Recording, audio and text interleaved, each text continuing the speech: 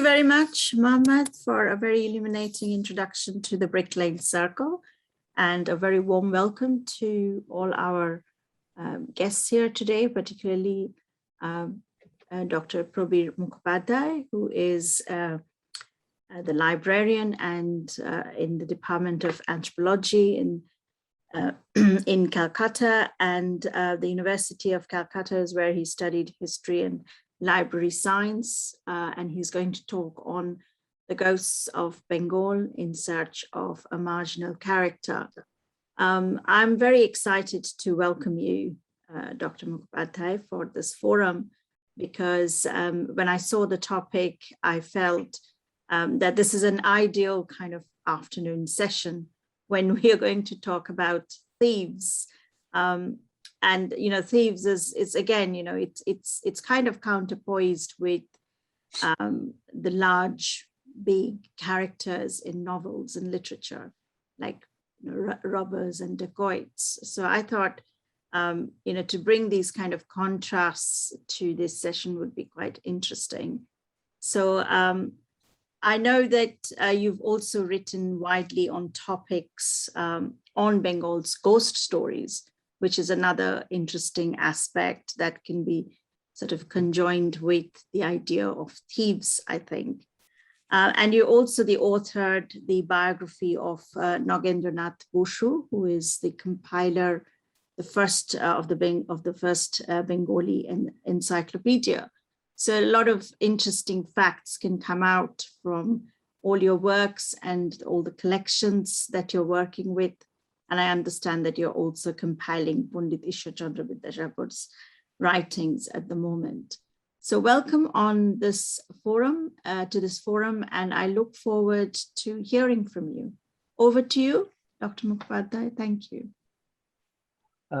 Thanks to Dr. Ghosh for this introduction, and thank Mr. Ahmedullah for inviting me to these prestigious events of Brick Lane Circle. Now, the title of my article is Thieves of Bengal in Search of a Marginal Character. In ancient Indian literature, theft was viewed with respect. Theft was one of the 64 learning, 64 kala, in the ancient scriptures. Success in this practice was considered one of the most important lessons for the princes of the time. After various other teachings, the science of stealing was taught to the princes. Thieves belonged in society as much as other people. Like robbers, they would make their intentions known to the householders. Handwritten Bengali books or puthis carry several glorious stories about them and inform us how they were known in society for their bravery. Books written in Sanskrit are also found, such as Janmukkalpa, Chauryacharya, or Chaurya Sarupa. It is said that Muldev, the author of the first book, was himself a notorious thief. The god Kartik is the father of the art of stealing. Thieves are mentioned in ancient Indian scriptures and later in the Jataka stories and Katha Shorit Sagar. Professor Maurice Bloomfield told us about this in an essay in the early part of the last century. Until a few days ago, there were many stories about thieves in Bengali folklore. The name of the chief of the thieves, Chor Chakraborty, kept the minds of the Bengali people fascinated. Chintaharan Chakraborty has beautifully discussed such stories and handwritten puthis. The scene changed in the 19th century when Bengali middle class Bengali intellectuals gradually began to marginalize thieves. Some of them have written about who the thieves are or why people steal. To them, theft in general is a bad habit, ku obbhash. To understand this, they have dissected the human character in various ways so that the modern human species does not become addicted to this bad habit. According to them, in the present class divided society, there must be rich and poor. It is improper for the lower strata of society to usurp the wealth of the upper strata for the necessities of life. It is a kind of addiction for the human mind, where coup or bad dominates in the conflict between su or good and coup. 19th century thinkers thought that the model state and family played a significant role here. If necessary, the state can suppress the bad habits of the citizens by enforcing strict laws and at the same time encourage good habits. On the other hand, the smallest unit of the modern state is the family. There are also children in the family, like there are citizens under the state. It is well known that today's citizens are the citizens of the future. Therefore, the role of the parents in the family is just as important as the great duty of the state to establish good habits by eliminating bad habits. In a discussion on this, Shivaji Bandyopadhyay, in his famous book Gopal Rakhal Dondwa Samas, rightly said that the state is connected with the family. The family is the lowest unit of the state system to both the educated upper class and the uneducated lower class. It is the smallest and indivisible unit of social cohesion. Ishwarchandra Vidyasagar, a famous personality of 19th century, has made it clear that stealing was a bad habit and gradually led to low addiction. Talking about how this bad habit developed, he told us the story of a teenager named Madhub. In this story, in this story, published in the second part of Borno Porichoy, a primer written in 1855, we learned how Madhub became untouchable in the society for his bad habit of stealing, despite having many good habits, good qualities. The story goes like this. Madhav used to go to school every day and study. He never quarreled or fought. But despite all these qualities, one of his great faults was that he loved to take other people's things. Whenever he got a chance, he would take someone's book, paper, pen, or knife. And in this way, Madhav would steal other people's belongings every day. One day he was caught. The teacher reprimanded him and expelled him from the school. But habits did not change. Madhav was admitted to another school and started stealing there too. His father abandoned him, but he could not give up the habit of stealing. Even when he grew up, he used to steal the belongings of pupils' house whenever he got a chance. Naturally, everyone hated Madhav. When he went to pupil's house, pupil would chase him away. In the third part of his Shishu Shikha, also a primer, published in 1850, Madan Mohan Torkalankar tells the story how this bad habit developed to the good boy Gopal. He says to Gopal, "Look, Gopal, the one with the iron chain on his leg, a fair skinned young man, is making the road by cutting the soil. Do you want to know? Do I want to know him? Then listen. Madan Mohan's story is as follows. This unfortunate young man once attended Gopal's school, but even though he was intelligent, he had a bad habit of stealing. He always stole his classmates' knife, paper, pen, money, etc. He did not listen to his parents. As a result, the desire for stealing led to his this misery. In the last sentence, Madan Mohan gave a stern warning to the students, saying, Everyone suffers when they steal. Behind this bad habit of stealing is the mental state of being addicted to obtain others' valuable things, which is called loভ, greed. That is why the real task is to control that greed. There are two ways to curbing greed. One, external, law and order and strict discipline. And number two, internal, self-control. 19th century thinkers agreed that there was no alternative to the latter. Vidyasagar writes in the second part of his book, Barnapurichoy, that, I quote, stealing is a big sin.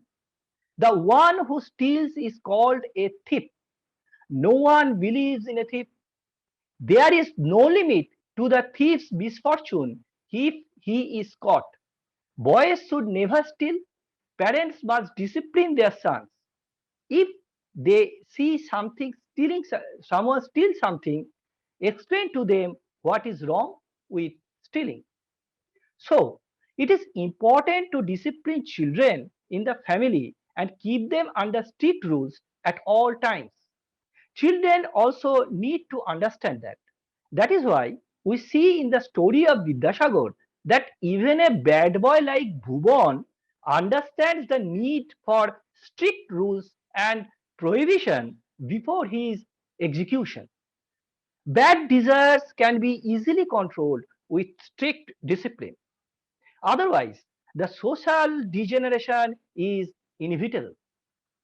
On the other hand, the state, like the family, must always keep the citizens under strict rules and laws. Disobedience is not acceptable anywhere. The state demands loyalty and obedience from the citizen. Family is no exception. In 19th century textbooks, children are repeatedly told not to disobey their parents. They will not do what their parents forbid them to do. Obey and be loyal to their parents in all situations. They will always do the things that make the parents happy and never do anything that makes their parents dissatisfied. In a class divided society, it is simple to take such a moral stance, but in reality, it is not so easy. 19th century intellectuals understood this well. That is why, in their writings, there is no attempt to find the reason behind the inequality of this society full of discrimination. Rather, it is natural that the upper class people of the society will have wealth. Those who do not have wealth have to work hard. But stealing out of greed is an unforgivable crime. There is another way for common people not to commit crimes, which is self control or restraint of greed. The task is very difficult but not impossible. Let's listen to Gopal's story mentioned in the third part of the book Shishu Shiksha, written by Madan Mohan Tarkalankar. One day, Gopal picked up a gold necklace on his way home from school. He brought the necklace home. He was very worried about the man who lost the necklace. His mother was very pleased to hear Gopal's words and said, Gopal, you have realized that you should not take other people's things.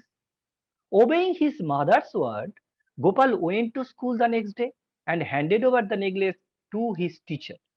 But he never gave the necklace to the school's gatekeeper after picking it up, because in a class divided society, the gatekeeper is of the lower class. He can be dishonest in his greed for gold. The title of the story is পরের দ্রব্যে লোভ করিও না.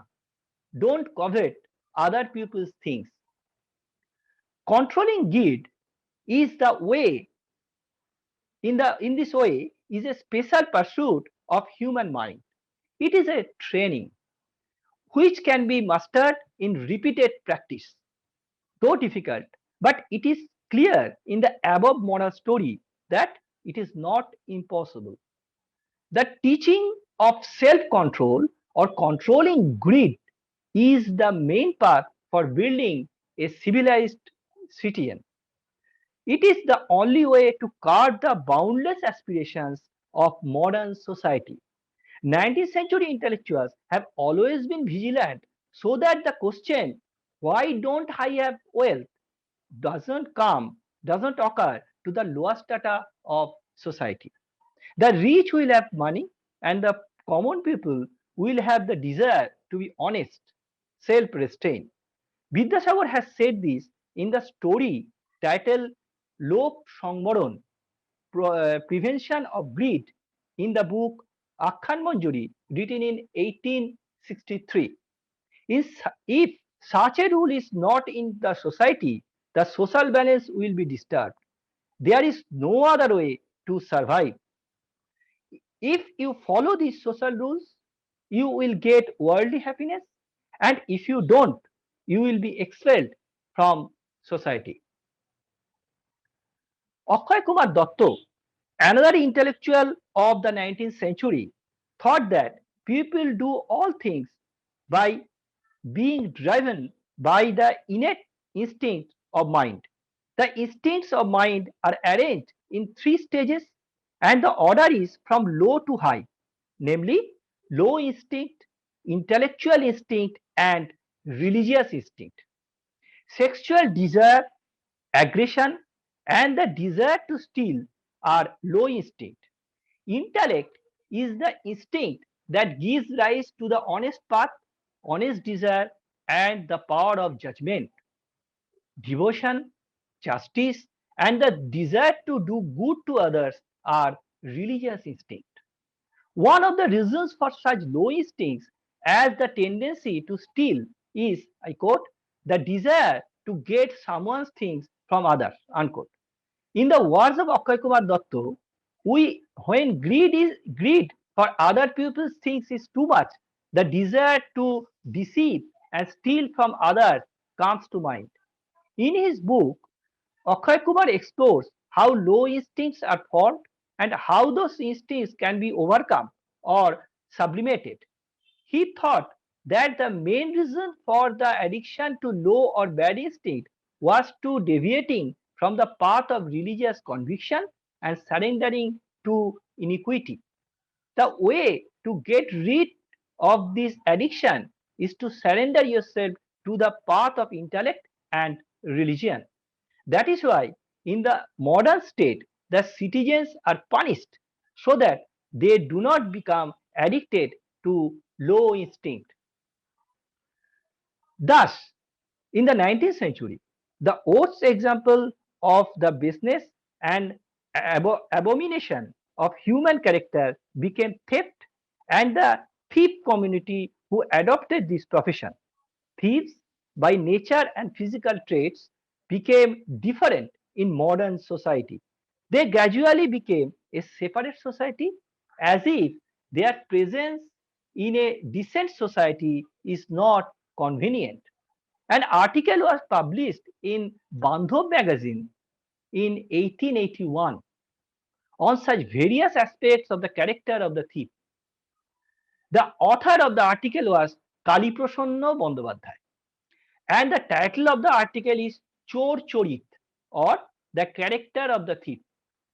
At the beginning of the article, Kaliprashanna said that the thieves themselves are ashamed and hesitant about their profession. They do not dare to say that I have stolen. The real thief also stands with his head bowed in shame. But according to Kaliprashanna, even if the robbers do the same thing, they are different mentally. In the words of Kaliprashanna, I quote, robbers never feel such unbearable shame to confess the robbery. When they become conscious, they feel sorry, they repent, but are free from the unspeakable pain of a heart weighed down with shame. In the 19th century, theft and snatching was very common. Rather, It was from the last half of the 18th century to the second half of the 19th century that the increase of robberies was a cause for concern for the British government. They continued to strictly enforce law and order. The Thogi and the Prevention of Fraud and Robbery Act was enacted in 1830s and 40s. In recent times, many indigenous and foreign scholars have discussed the law and order situation, the criminal world, the judiciary, the police system, and the nature of robberies in Bengal, and especially in Calcutta. Regrettably, vernacular sources have been left out of these informative studies. For example, in an article published in the Economic and Political Weekly, Suranjan Das quotes only from Girish Chandra Bosu's Sekaler Dargar Kahini in his search for the socio-economic status of 19th century robbers. In the 19th century, thieves were still ruling freely in the folklore. In folklore, rhymes, proverbs, and handwritten books or puthis. The intellectuals of the time did not seem to know enough about the folk tradition, or they may have been consciously trying to avoid such traditions.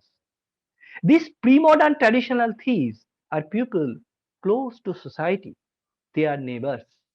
Their behavior does not match with the above mentioned thieves of Kaliprasanna. On the contrary, they are of a completely different nature, perhaps inhabitant of another world.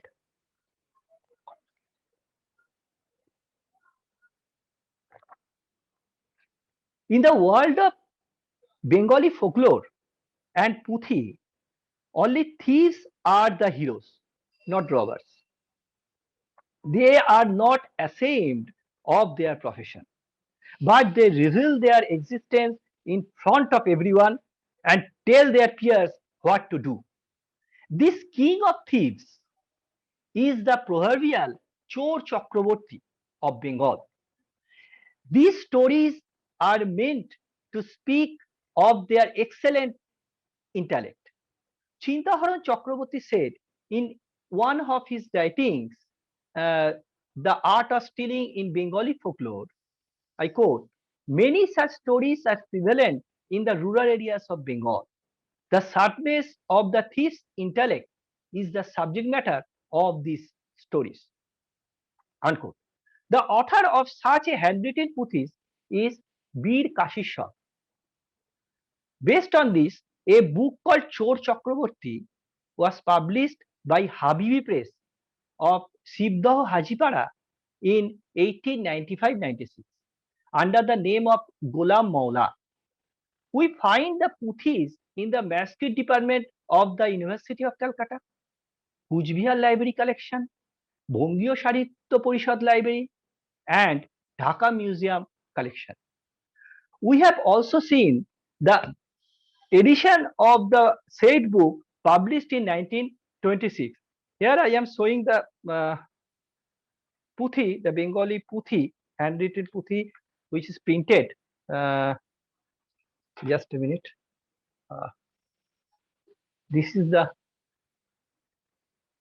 written Puthi.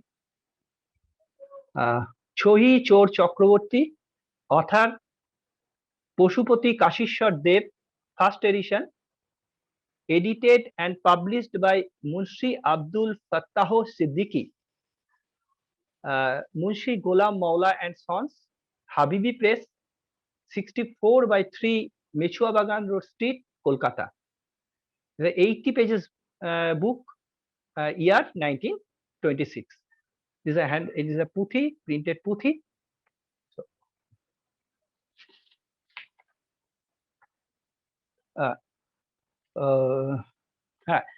we will read the story, this story in today's discussion.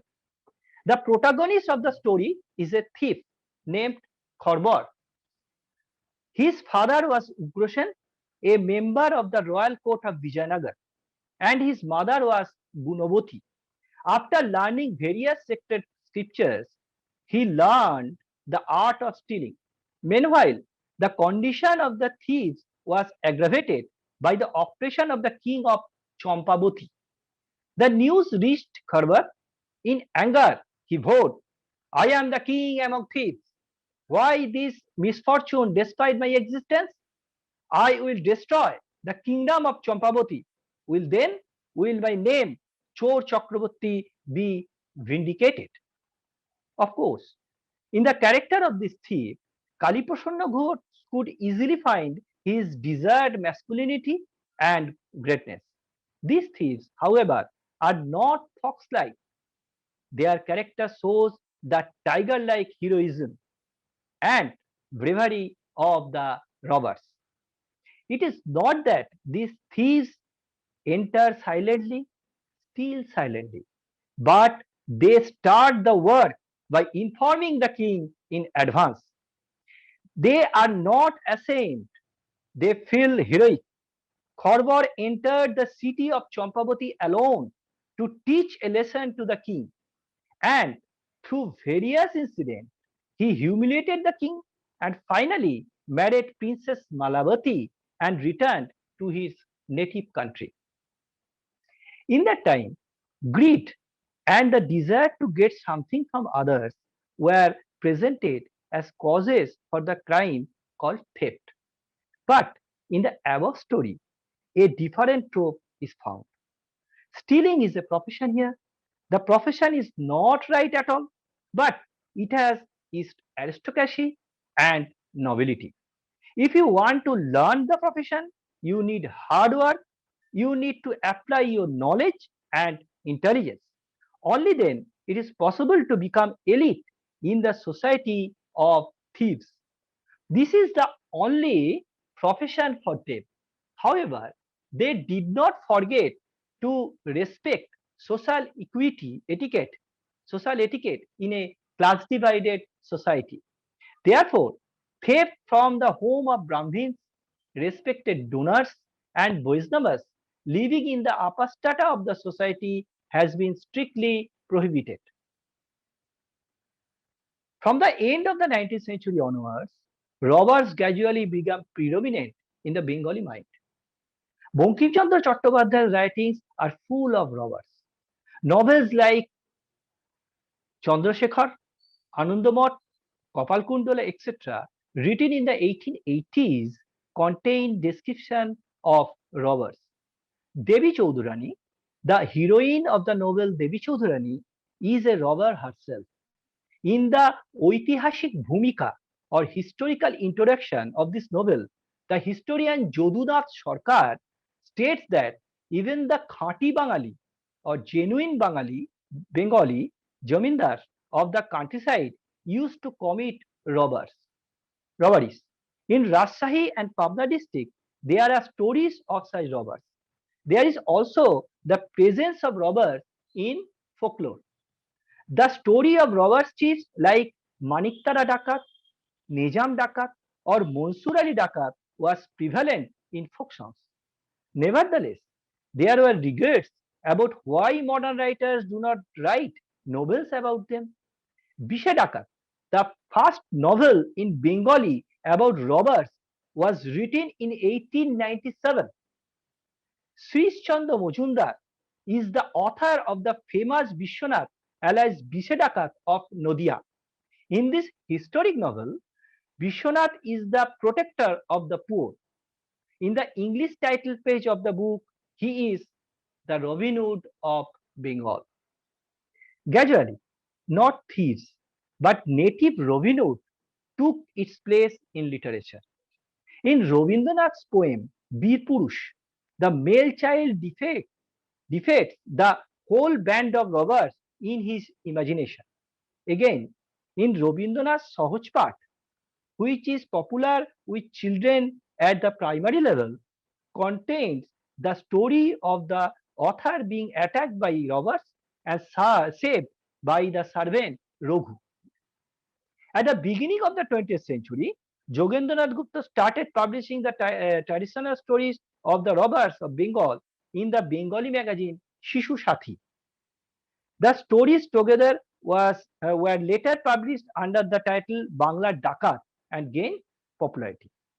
However, the first classical novel about the Bengali thief and his society was written much later, in 1960s. Based on ancient literature, government reports, handwritten puthis, Bengali folktales, etc., Manoj Basu wrote an excellent story of Saheb Chor in his novel Nishikutumbo, or Relatives of the Night.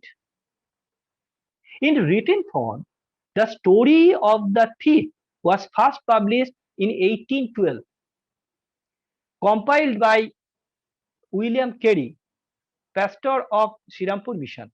The name of the book is Itihasmala, Stories of History.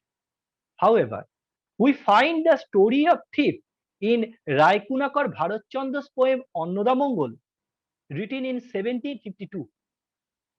In the second volume of this poem, in Vidya o Sundarer Golpo, the tale of Vidya and Sundar, we see that the prince of Kanchipuram Sundar enters inside the house of the king of Badwan by cutting a tunnel-like passage, like a skilled thief, to meet Princess Vidya.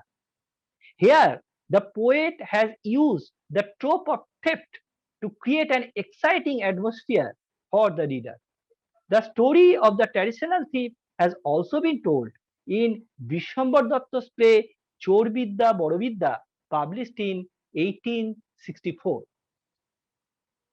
Published in 1883, Lal Bihari De's Folktales of Bengal was one of the most outstanding collections of Bengali folktales. One of the stories of this book is Adventures of Two Thieves and Their Sons. The story is about two thieves who fool each other with various tricks and take stolen goods in their possessions. This story became very popular with the common people, judging from the fact that two different versions of this story were found about 25 years later.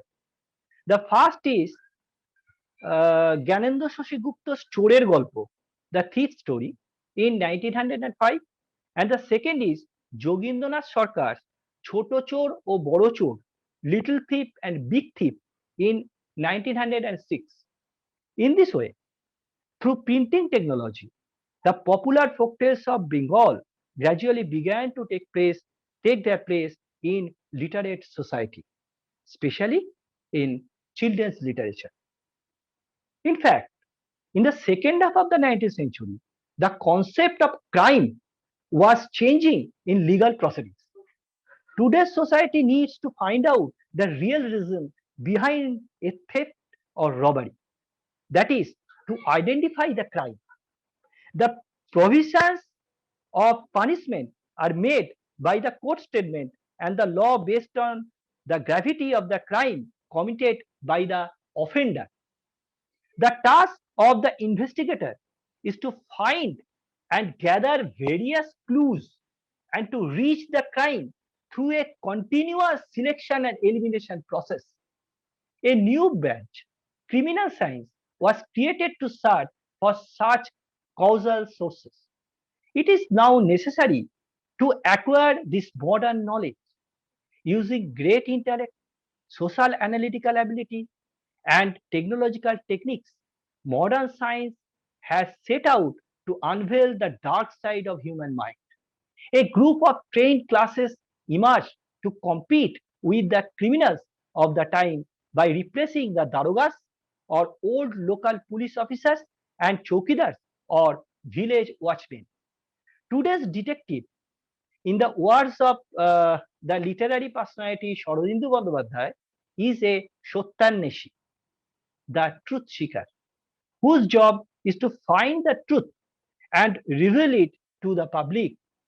In 1868, on the initiative of the then Commissioner of Police, Sir Stuart Hogg, a detective department was formed in the police headquarters at Lal Bazar in Calcutta. In modern Bengali literature, especially in the world of short stories, indigenous and foreign detectives have been seen since the last decade of the 19th century. The modern detective story in Bengal began in the hands of Priyanath Mukhopadhyay. From 1992 onward, a series of stories were published about his own work experience in the police department. The stories were published in a series called Daroga Doktor, and thus began the modern detective story in Bengali literature. In today's society, anyone can be a thief. Who can say when the seemingly civilized man will be labeled as a criminal for the esoteric needs of the mind? In modern society, the state apparatus, including the law and police system, is in operation. To make the criminal a civilized social person, he or she will be isolated from society. That is why the modern prison system was created. Lately, it has been called correctional home. But despite of all this, the stories of traditional thieves survived like an underground stream in the world of children's literature. Surviving the onslaught of modernity, the former thief and their society appeared here with the kings and ministers, the local police officers or darogas, the village watchmen or chowkidars. In these stories, the thieves identify themselves with various intelligence. The story was published in children's magazines like Sandesh, Shishu, Shishu Sathi, Rajbhog, Mashpoila, Ramdhanu, Kokakukur Boitak, etc. A few stories of are worth mentioning here. For example, Upendra Kishore Rai Chaudhury's story Jhanu Chor Chanu was published in Sandesh in 1940. In the story, Chanu, the son of a poor farmer, falls into the hands of a gang of thieves on his way to another country to earn a living. Chanu fools the thieves using his intellect. When he returns home, he expressed his desire to marry the Jomindar's daughter. The Jomindar wants to test his intelligence.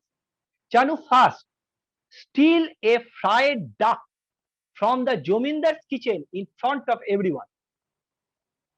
Then he steals the horses while the Jomindar is riding on it. After that, he informs the Jomindar in advance and steals his bed seat in front of him. Satisfied with Chanu's intellect, the Jomindar marries his daughter with Chanu. Another such story is Sudhabindu Biswas Chor Chakraborty, published in also Sandesh in 1930. It is the story of a poor farmer's son learning the great sciences of all sciences, stealing. The boy mastered the art of stealing from his guru or teacher in various ways. He then informs the king of Pannadip in advance at the direction of the guru and steals from his kingdom. The king is pleased and gives him the title of Chor Chakraborty. At the beginning of the 20th century, Dakshinananjan Mitra Mojumdar's Thakurdada Jhuli was an impeccable collection of folktales published in 1908. One of the stories of this collection is about thieves named Der Angule, 1.5 finger. At the king's command, a man of 1.5 fingers height drove a group of thieves out of the country and married the princess. Not only that, thieves are sometimes defeated by the intellect of the householders, the Brahmins, or the fishermen. Examples of such funny stories are Upendra Kishore Rai Chaudhury's Shakhi Shial, Witness Fox, 1903, Miral Chandra Bandyopadhyay's Chorer Bipod, The Danger of Thieves, 1915, Beni Madhub Pal's Chorer Shasti, Thief's Punishment, 1925, Sotindra Mohan Chattopadhyay's Hoddo Boka, Absolutely Stupid, 1928, etc. While traditional thieves are being introduced in children's stories, the thieves in adult stories seem to be much more mature. It should be remembered that the world changed in the 20th century. A revolution had already taken place in Russia in 1970s. Mahatma Gandhi entered Indian politics and the Communist Party was established in India in 1925. As a result of all this, art and literature are emerging as real images of the common man. This influence is seen in the stories of thieves being published in children's magazines of the time, such as the story of Bhimapada Ghosh in Shishushati magazine, Annapurna Devi's story in Bharati magazine, the story of Jaladhar Sen in Maspoila magazine. In an article in Ramdhanu magazine, Shubina Rai states, I quote, "Thieves are rampant these days. Many are unemployed and start stealing for lack of money.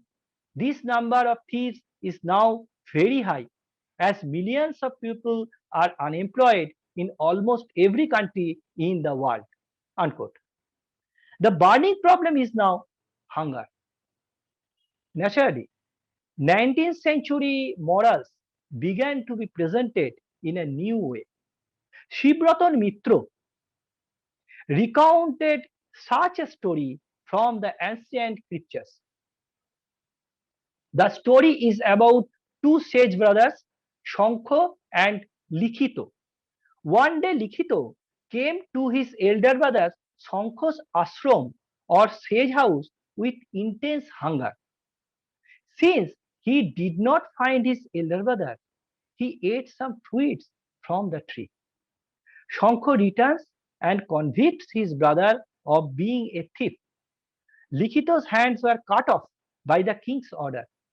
But after offering water to the gods in the river, Likhito got his hand back. The gist of the story is stealing other people's things is not good at all. Without permission, even a sage like Likhito had to be punished for eating the fruit of his elder brother's tree. In the story, we see that committing a crime can lead to terrible punishment. In this way, a genre of modern stories of thieves has been developing since the 1930s. The thieves of traditional folklore remained in the consciousness of children despite the dominance of modernity. Even today, in addition to the criminals in serious adult stories, echoes of the thieves of the past are still occasionally heard in children's stories written by Sudhirmal Bosu, Hemendra Kumar Roy, Shivaram Chakraborty, and Leela Majumdar. In this way, perhaps the tradition has remained in the inner being of society, and Bengal's modernity has developed through the conflict and coexistence of both. At the end, I must acknowledge Sudipto Mitro and Shankar for helping me various ways to present my article in this event. Thank you.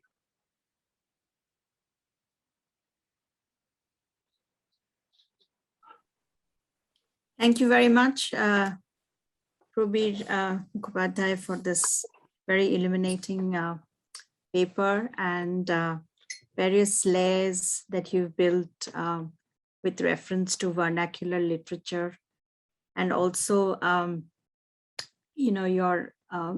your kind of understanding how to evoke the sense of what is theft in Bengali society. But I find that, your reference to the family as the unit quite interesting as well. I feel that a lot of studies have been about institutions and looking at institutional control of crime. So, most historical works have been about, you've given lots of references, say, for instance, you mentioned Shuranjan Das and others, where the focus has been mainly to look at surveillance from the point of the colonial state's control of crime in society. But to look at the issues of morality in a family setting, and then to construct this alternative idea of what is good and bad, and therefore to look at criminality in a different, as a counterpoint. It kind of raises lots of questions that are dominating historiography currently, which is about alternative ideas of human being humanity, as well as this notion of governance and a southern idea of criminality. So I think these are large questions that can sort of unfold from your presentation. But I want to open the floor slightly to questions so that we can start the discussion from the floor first, and then perhaps return to some of my thoughts as well that I have. Can we go to chat and see? There is, I mean, I can't find any questions on the chat still. Are there any questions that have been sent to you directly, Mohammed? Can you please see? No, no questions. If people could put their hands up and ask questions. Yeah, that would be quite handy.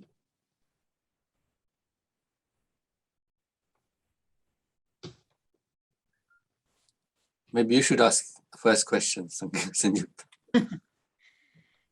Yeah, I mean, I kind of started off with the observation first. And so my initial reaction is, you know, I didn't hear much about women's role in understanding who the child chore is, or what would be the morale here of the woman. I mean, when you talk about vernacular texts and puthis and characters and folk tales, I just wonder whether you have a particular take on how women saw children as chore and what they were trying to moralize at that time. There's also the issue of, you know, how far these children were punished, or how was, you know, what are the punitive measures within the family? I mean, how would you control the child in a family setting? Was there any kind of sense of discrimination or stigmatizing that you can read into literature that takes you back beyond the 19th century framework of what is crime? I mean, once the colonial state steps in, then obviously crime is institutionalized and understood in a particular way.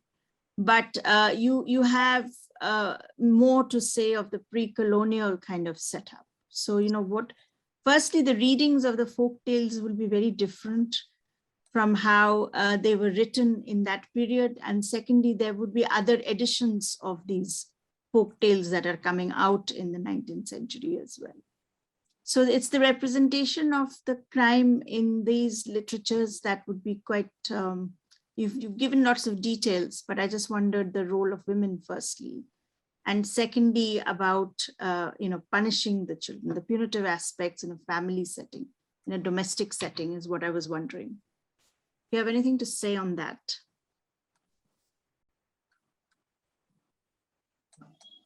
Yes, regarding women and children, in folk tales or in the puthis, I did not find anything such like children or women's participation in this profession. And regarding punishment, Akhoy Kumar Dotto, in his Bajya Prakritir Shohid Manavproye Sambandha Bichar, and one headmaster of normal school, Gopal Chandra Bandyopadhyay, wrote an excellent book called Shiksha Prasanga before Bhudev Mukhopadhyay's Shiksha Vidya Prasthab and all that. In that book, in a chapter, Gopal Chandra Bandyopadhyay, I think the third chapter of the book, detailed discussed about how not to punish the children and the family and the family setup. Both Akhoy Kumar and Gopal Chandra Bandyopadhyay and later Bhudev Mukhopadhyay and others, all are against the punishment of children in the family. And there is no such examples I found that the punishment like anything, I don't find anything in the literature of the 19th century. Sometimes in the stories or in the novels, there are some stray examples, but there is no adequate materials so far I have kept.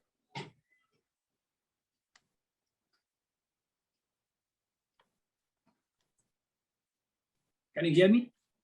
Yes, I can hear you. Thank you. Questions coming now from others.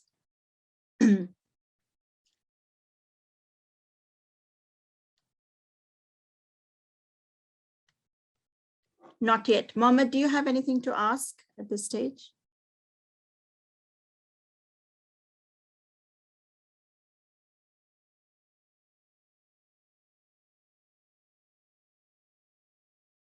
You've got to unmute.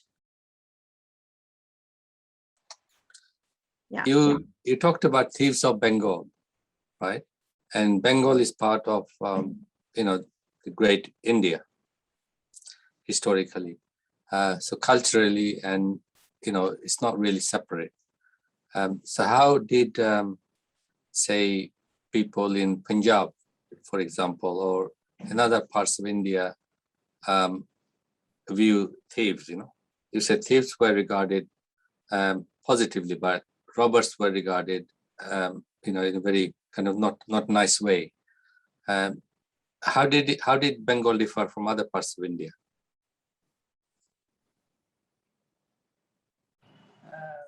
Actually, my focus of my article, my research is concentrated only in Bengal.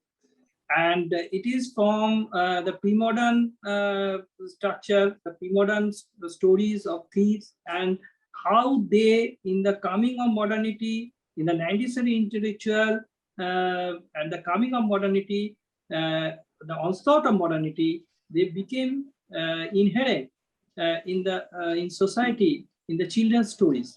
My focus is on Bengal, particularly Bengal and only Bengal, and it's from early 18th, late 18th century to the 30s of 20th century.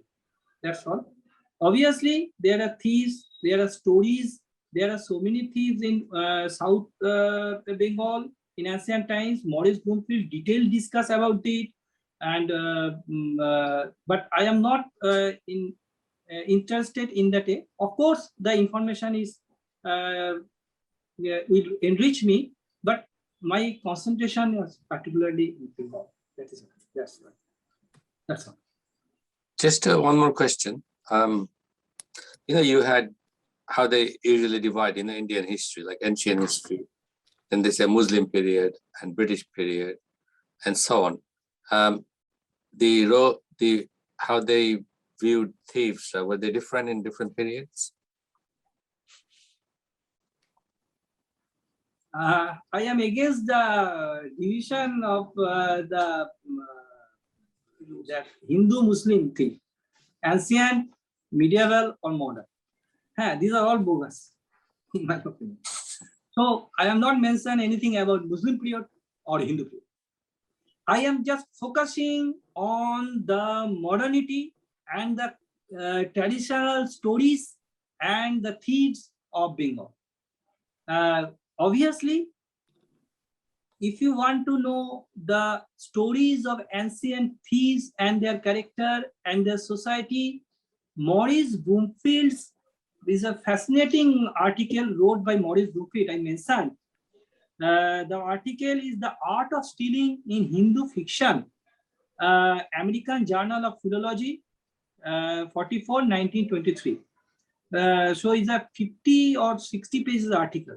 There, Maurice Bloomfield detailed discussed about the thieves and their character in ancient literature, based on ancient literature. And this is one of the great articles so far I read. And I also mentioned that one article wrote by Chintaharam Chakraborty, I mentioned 2 times in my discussion. The English article, one Bengali article, Chorer Pachali in Sahitya Parishad Patrika, and the other, The Art of Stealing in Bengali Folklore, is a fascinating article published in Siddhanta Bharati in 1950. It was also a good article. So in ancient Indian thief, Maurice Bloomfield's essay is quite enough, I think. But obviously, there are other thieves in medieval and ancient times, and outside India, outside Bengal. But my focus is concentrated particularly at a time period, and my focus is only in that time. Okay.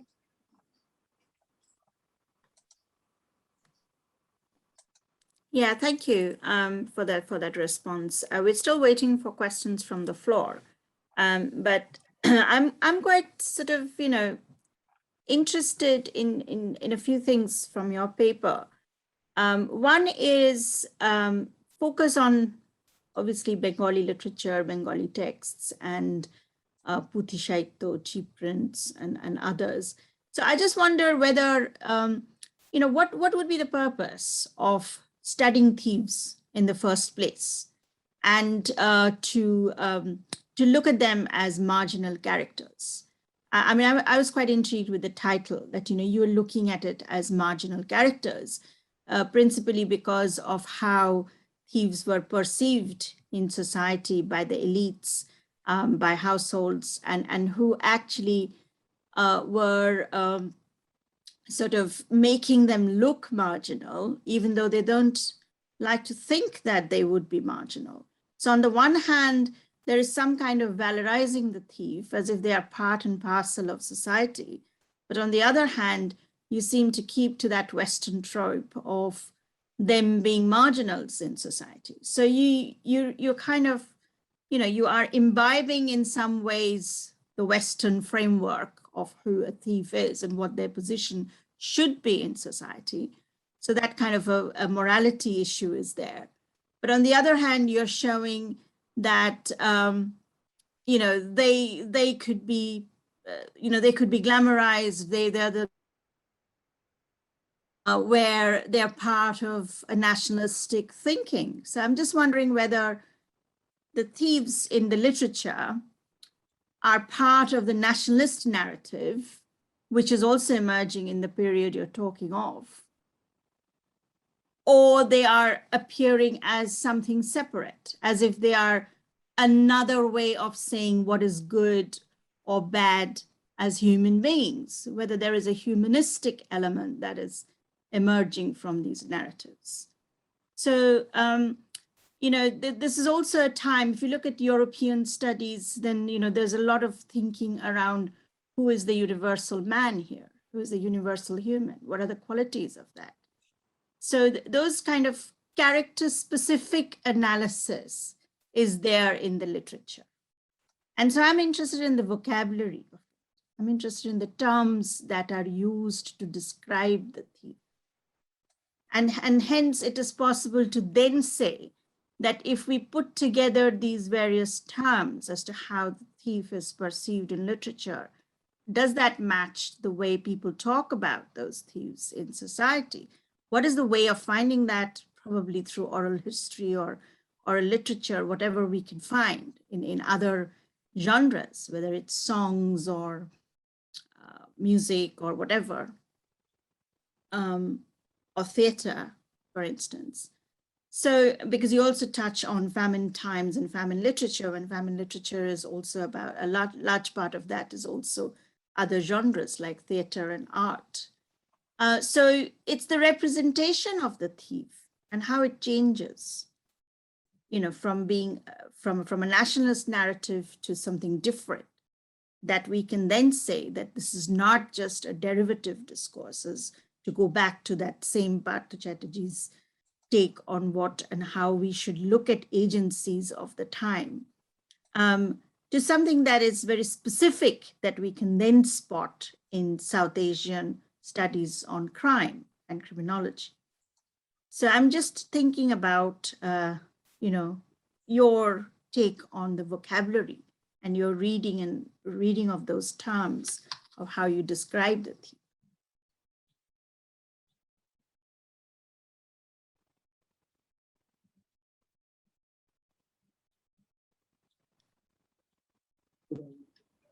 Are you able to hear?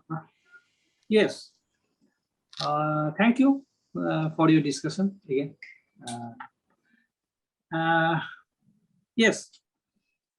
My research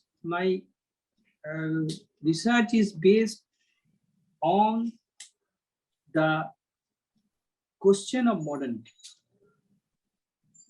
How modernity and the folk tradition, the pre-modern tradition continues like Kathakatha, like folk tales, like this character of thieves. After the onslaught of modernity, after the heavy pressure of modernity, how these stories continue in the 20th century. I am finding the ways where the thieves, before the coming of printing, technology, print culture, the puthis, the handwritten books, hate lekha boi, puthi, egulo khub jonopriyo chilo. It is very popular. But after the coming of this print culture, this modernity, Vidyasagar, Kaliprashanna Ghosh, Akshay Kumar Datta, they doesn't know the folk tradition? Of course they know. Of course they know. But they consciously avoid. Because I just argue just এটা ছোট period, মানে এত কম সময়ে এত বিশাল, I write it's not possible for me to discuss all the things here, time bound. And the nationalist projects you are seeing. Nationalist projects, there's another in my article, in the Bengali article. After Bankim Chandra Chattopadhyay, just wait. This is the nationalist project.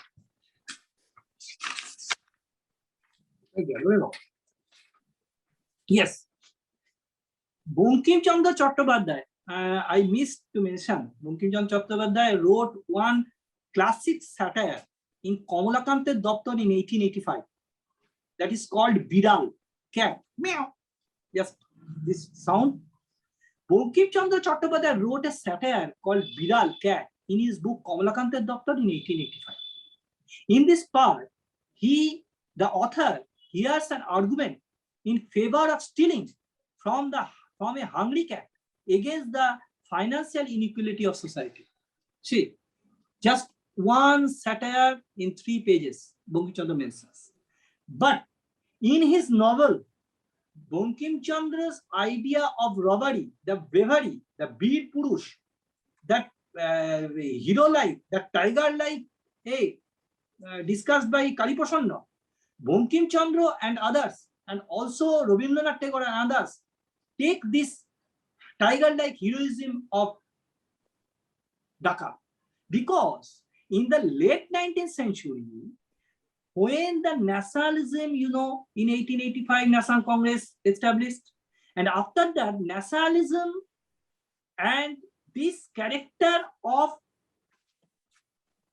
Dhaka, before informing the Jamindars and then going to robbing the Jamindar state, this tiger-like heroism just fascinated the nationalist leaders.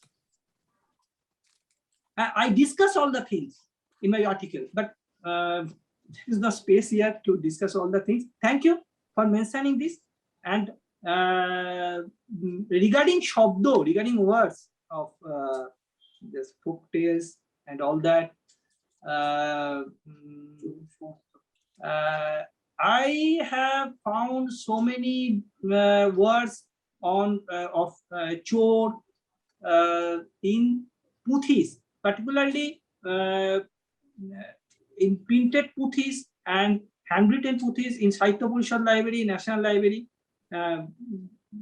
I just consulting all the things. So there I found so many words on of chor and their family, their I just mentioned one thing. I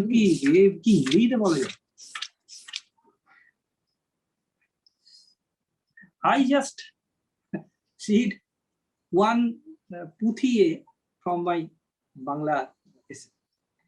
রাজার প্রাপ্তের পুত্র চোর খড়বরে রচাই চৌড় করিল গোচর শুনিয়া প্রতিজ্ঞা করিল চৌড় খড়বর যাতে চোরের মধ্যে আমি নরপতি আমাবিদ্য মানে করে এতেক দুর্গতি শুনিয়া চৌরের কথা কপিল প্রচন্ড চম্পাবরী পুরী খান করিমুলণ্ড ভণ্ড তবে চৌর চক্রবর্তী নাম সফল চম্পাবতী পুরী খান করিমু বিপদ. It's a style of reading, Pachali reading.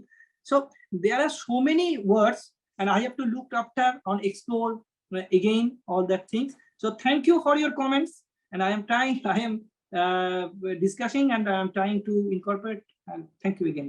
Thank you. Thank you very much again for for this very detailed replies. And of course, it's not possible to translate that quickly, the text and the style of reading. Yes, of course, Panchali reading. I quite enjoyed the way you read because that's how it is read. Do we have questions from the floor anymore? Unfortunately, we're not getting any questions. Okay.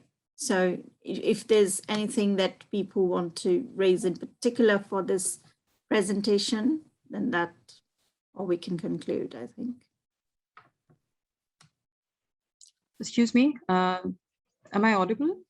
Yes. May I ask the question? I'm not sure whether I'm supposed to type the question or just say it right now. You can do both. You can also switch on the video and you can ask directly from where you're sitting. Okay, okay. Thank you, ma'am. Yes, I had a question for Dr. Mukhopadhyay, and I'm talking from a very modern perspective, I know, but also as I am a teacher, and I would like some recommendations for my students, because I know it is not part of classroom teaching, but then yes, again, it would be an interesting read for them as well. But the question that I have is, I read this book last year, which is The Suspicions of Mr. Witcher by Kate Summerscale.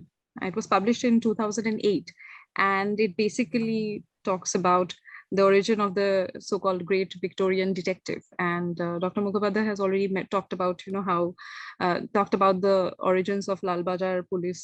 So I would like to ask him whether during this time, during the early 19th century, whether there is any character who we can call as the Great Bengali Detective, or at least the Great Bengali Chor Thief, someone as magnanimous as that. Is there a character where we can start reading into?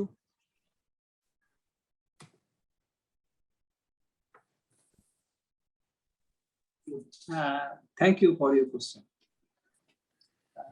Actually, I have already mentioned, early part of the 9th century, there is no story about thieves in print literature. Only obviously in 1812, Itihas Mala by William Carey. But detective story, I already said that came up in Bengal in 1890s. Under the hand of Prabir Mukhopadhyay. One book I should mention. You know Bangla? আপনি কি বাংলা জানেন? যিনি প্রশ্ন করছেন? হ্যাঁ, yes. হ্যাঁ, আমি বাঙালি। হ্যাঁ, so if you read the book of Sukumar Sen, crime কাহিনীর কালক্রান্তি, এখনো পাওয়া যায়। হ্যাঁ, ক্রাইম কাহিনীর কালক্রান্তি। There Sukumar Sen detailed discussed about the detectives, the coming of detective stories. And another article, I just forgot to mention, Siddhartha Ghosh, Center for Study in Social Science, Siddhartha in a book, Goenda. In that book, there is a small introduction, 7 or 8 pages. Siddhartha detailed discussed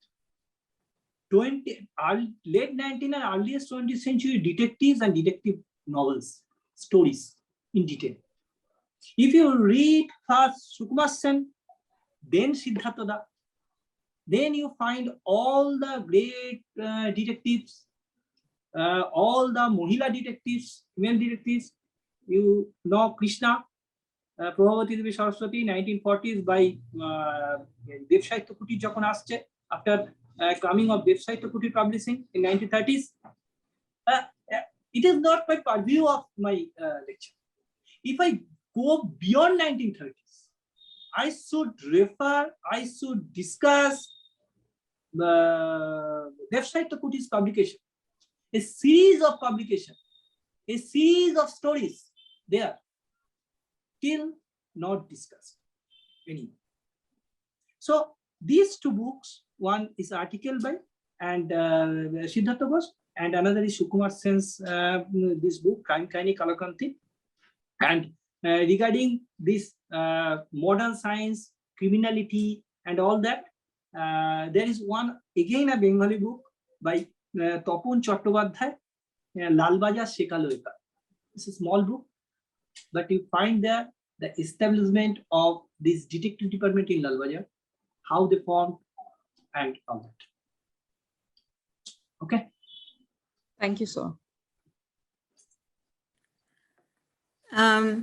Yeah, while you were mentioning this, I started thinking about the changes that you kind of mentioned in your paper. And of course, I'm sort of always interested in the famine period when there's more reference to village.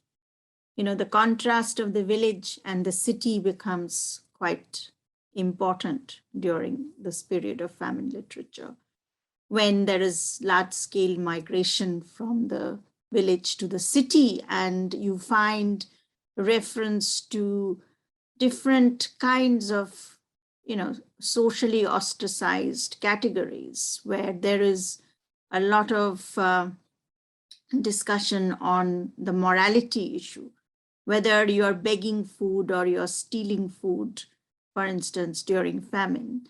And you will find references, say, for instance, in Brahmendra Mitra's writings, how the beggar looks standing and waiting outside homes for a bowl of rice, for instance.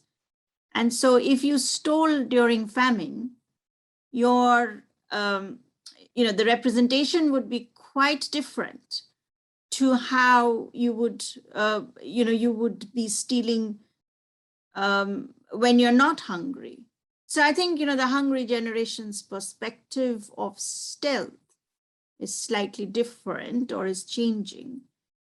When this equation between rural poverty and urban need is becoming, quite a challenging phase in Bengali literature, I feel. And then, it's to not sort of keep the idea of thieves and theft just within the purview of policing and morality. I'm trying to shift the discourse slightly to the social needs and social perspectives, the sociology of looking who the thief is quite broad. And I think if you take that into account, then we can say there is a different take of South Asian understanding of what is theft, can then kind of shift from a Western perspective of what is theft. If you look at poverty, if you look at hunger, if you look at the kind of challenges that the society goes through, then the sociological aspect of theft and who the thief is slightly different, and that's what makes a different epistemological and methodological approach different, I feel. And I don't think there's a lot of study on that still. I could be wrong, but I don't think so. And the gender issue is, of course, what I raised earlier. The female is kind of almost missing in the hierarchy of who controls theft, or how theft should be shown, or how theft should be perceived. I feel that is also another missing link in the vernacular literature. And that has got to do with how social hierarchies have been represented. But I'm also interested in the issue of caste and whether caste is also, represented in your literature, whatever you have studied, whether that gives a different spin to the characterization of the thief, the Chandal or the untouchable, if they are also characters in what you have seen from the writings of the Bhadra. So that's something that was coming to my mind. I have another question, but I'll wait.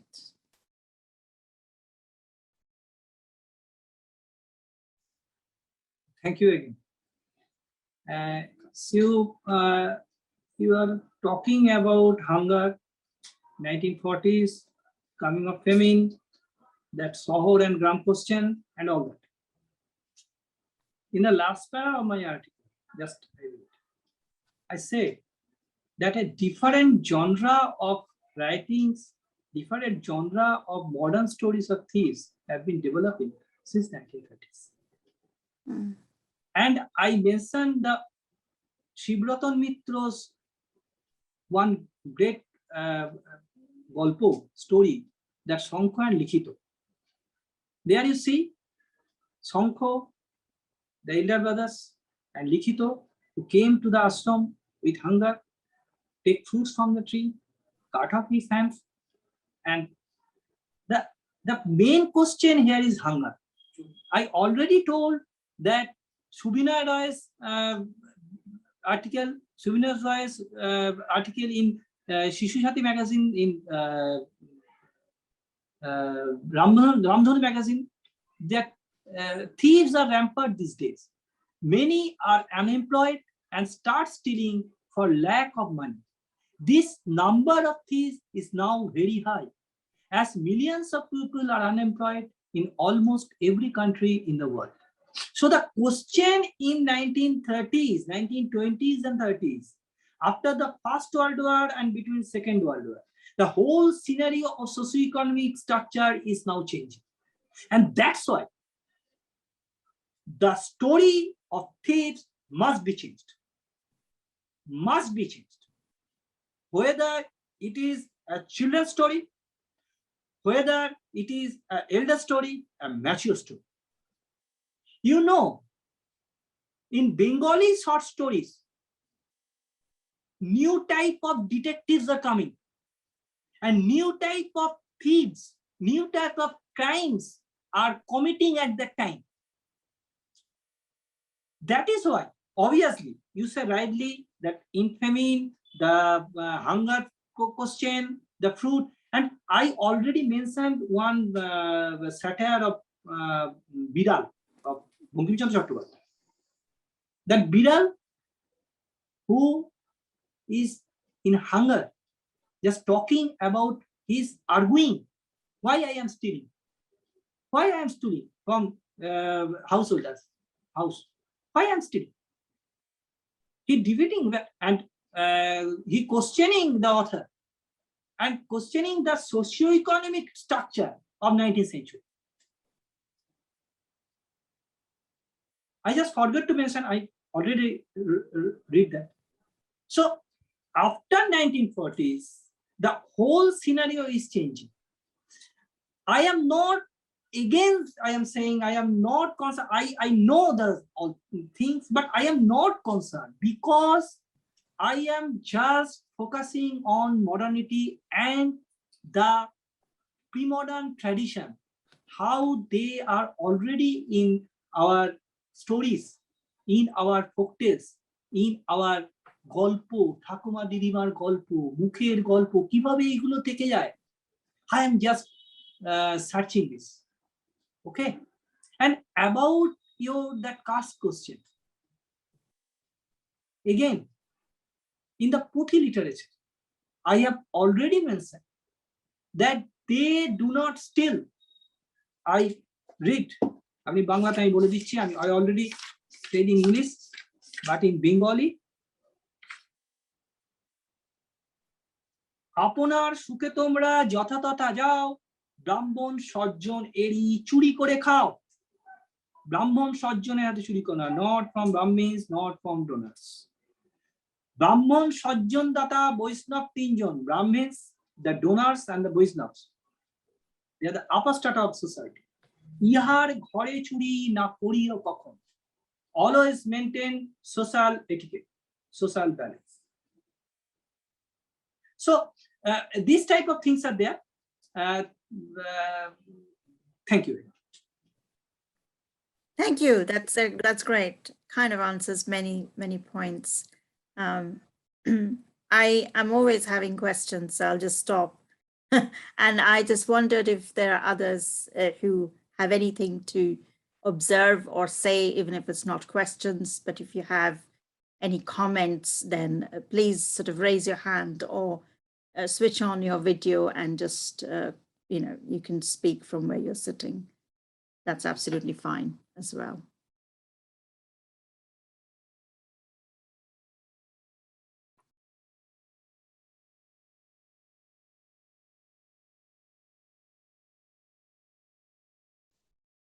You have to unmute, Mohammed. Yeah. Probably this is a new subject for most people, so It is. still No, observing. I think it's a fascinating topic because, when you have sessions like this, then you mostly see institutional histories of the police, of the crime, and those are the ones that are usually presented. But to look at vernacular literary sources and look at characters from within these sources, which are also not translated so much in English. So the familiarity of characters is another issue. But it kind of interestingly portrays the idea of character building in late 19th century.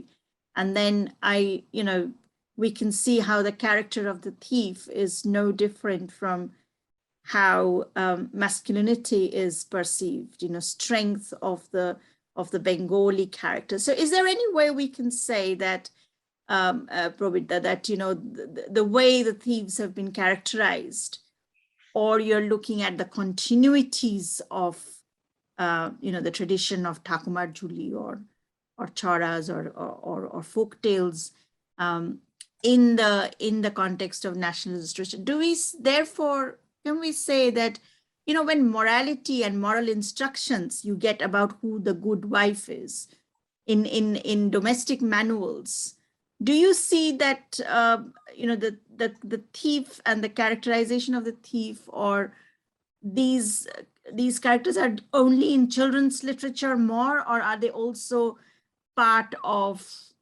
manuals of good housekeeping? Or I don't know. I mean, I have read many of these manuals of housekeeping. I have not come across anything on theft as such. They are mostly about nutrition and hygiene and good gardening. And, the domestic literature is very different. And I just wonder whether the thief is still very marginal as a character in mainstream domestic literature. Therefore it explains why you want to retain marginal people in your title as well.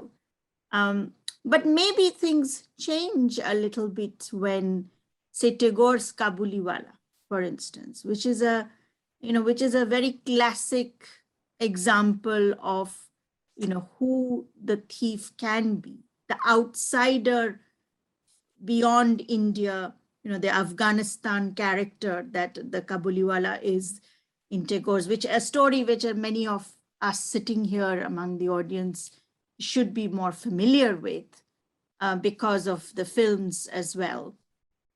And that to me is a classic tension between the female the female character lead, the little girl. That is also children's literature, that would classify as children's literature because of the child being important in the character. And therefore this kind of stereotyping of the outsider, that the Afghani is the chore or the thief. And I just feel this is also a time when the anguish or the fear of the outsider is becoming quite prominent, rather than looking at thief from the inside of the society to looking at the thief from the outside. So this inside outside becomes quite prominent in Kabuliwala. And I don't know, there are many probably examples that are coming around this time as well from what you have read or presented, and what your take would be. How would you situate Kabuliwala from the continuities you're talking about? Because to me, that is a rupture, isn't it? I mean, you're saying that there is a continuity of how we look at thieves, but when an outsider comes into the Bengali household, then the concept of theft is very different.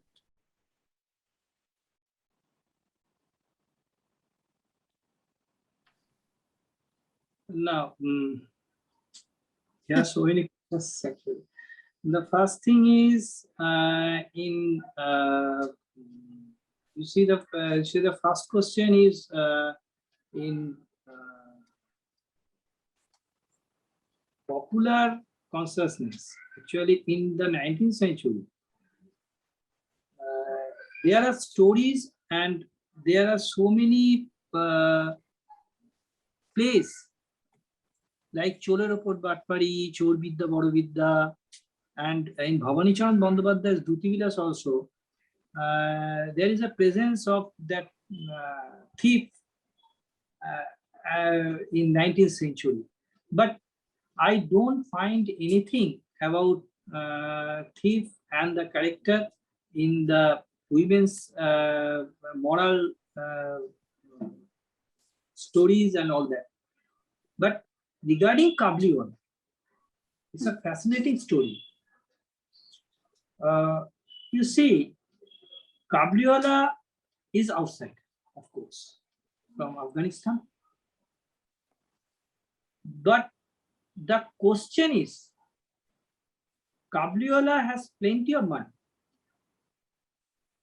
money, but at the time of when he got and sent to jail, the question is here, the morality of the Bengali people, the Bengali imagination played here. And Rabindranath Tagore, intellectually and express and write this scenario in his story. I am not going to this. Of course, if I study after 1940s and 50s and after famine and all that, I'll incorporate this and I will continue my research on chore and theft and thieves and what. But the traditional folktales, the tradition of thieves is continuing till now. In the story of Shishendu Bandyopadhyay also, the traditional story of chore, the theft and the thief is continuing till now. Mm-hmm. Thank you. Again. Thank you. Yeah, just puts a different contrasting spin. That's why I brought the example up. And it makes it more interesting as well to look at this kind of an external threat of theft in your narrative. So thank you very much, Dr. Prabir Mukhopadhyay, for your presentation. And, it's been quite an interesting sort of session, I feel, with lots of questions that you managed to also answer in such a short time and talking very, bringing out literary evidence as you were talking. It's very difficult as well to hunt for examples. So I'm quite grateful for that. And we can wrap up the session. And thank you, everyone, for joining us. I hope you've enjoyed. And of course, if you have any thoughts or any questions that can come to your mind later, then do contact Brick Lane Circle with their email. And I'm sure we can forward the questions to you Prabir, if there are more questions, and then অবশ্যই। of Thank you. course you can answer, and we Sure. will forward the answers. So Thank thank you you. very much again. Thank you. Thank you. Thank you. Thank you.